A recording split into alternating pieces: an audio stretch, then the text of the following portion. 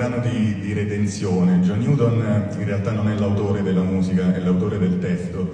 Questo testo alla fine del Settecento inneggiava appunto a un grido di redenzione per la tratta degli schiavi, la fine della tratta degli schiavi. Quindi in questo senso John Newton ha voluto scrivere un testo che poi è stato tramandato nei secoli, e ci furono dei canti popolari che si accodarono a questo testo e fu costruita questa melodia.